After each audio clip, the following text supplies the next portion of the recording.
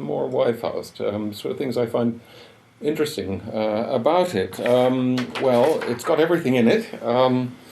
It goes from Himmel durch die Welt zur Hölle, as it says in the Vorspiel auf dem Theater. A variety of scenes, situations. It has spectacle of a quite spectacular kind, real challenge to stage designer, but if it works brilliantly. It has some of the finest poetry ever written in the German language in it, hugely energetic and beautiful and varied. But I think what I find most compelling about the play really is the dynamic of the duo, Faust and Mephistopheles, the two characters who carry the whole play, and their relationship, which is ambivalent through and through. They are very similar in some ways, that's what brings them together, but also different. They collude with one another, they quarrel, and that the energy of that relationship sustains the play. They do quarrel. Faust sees something of himself in Mephistopheles. He sees his own cynicism in this diabolical character. So he recognizes something of himself, but at the same time he's appalled by it. And yet he can't shake off Mephistopheles. He can never, or until right at the end, he can't get rid of him. So that cycle of attraction and repulsion and collusion, which runs right the way through the play, I think, and which keeps it together amidst all the variety that there is in the play of many other scenes, of course.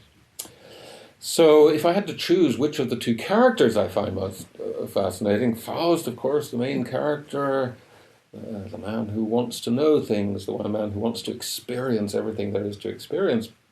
But actually, I find Mephistopheles the more challenging and interesting character, the dark shadow of Faust. Apart from anything else, Mephistopheles has the best lines in the play. The devil always has the best lines. So I'd really want to start really with Mephistopheles and the problem that character presents.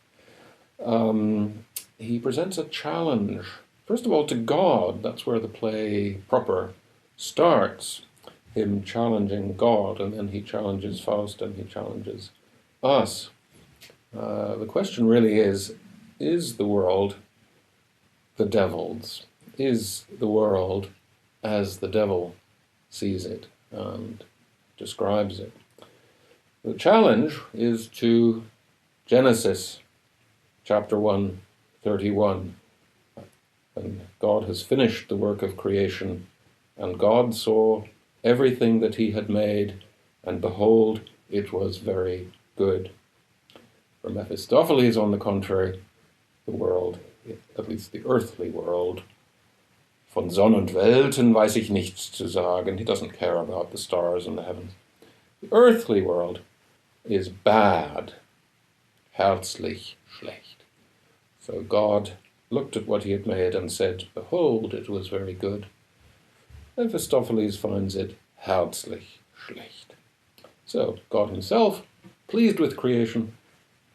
In Goethe's version, the angels in the prologue in heaven, Prolog im Himmel, praise God for his handiwork. And then Mephistopheles appears and says, no, it's all herzlich schlecht. It's bad. A bit later on, he says, he amplifies this idea, ich bin der Geist, der stets verneint, und das mit Recht. Denn alles, was entsteht, ist wert, dass es zugrunde geht. Drum besser wär's, dass nichts entstünde. It would be better to have nothing than to have creation as it stands. So it would be better if the world had not been created. So the question of the play is the one posed by Mephistopheles.